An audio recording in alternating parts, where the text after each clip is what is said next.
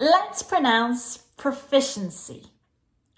If you're proficient at something, you have that skill, you can do it. Proficiency. Proficiency. C.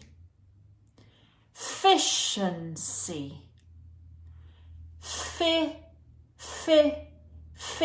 That's a lazy mouth shape for that ear. We have the stress on this word, so we make it louder, we make it more intense, but the mouth shape still needs to be very soft and very neutral. Fish, proficient. The alveolar ridge is the place of articulation for that N. Efficiency. And in that final position, the E is nice and tense with the tongue near the bottom teeth. It's short, but it's high energy. So it's the same E as you see in C, bean, leak. The same as the double letter E. It's a nice tense one.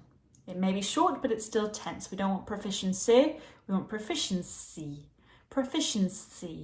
That first syllable is extremely lazy. We glide from the P to bunching the tongue up for the R. Proficiency.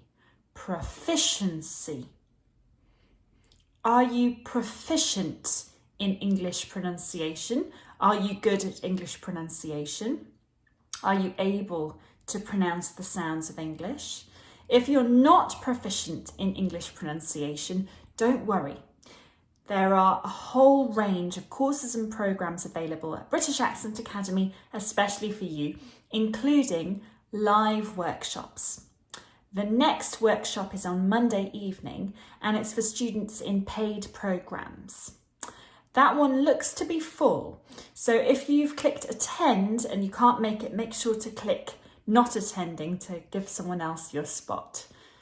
However, if enough people do that, there will be spots for new students. So if you haven't yet signed up for a course, then do so now, and I hope to see you on Monday.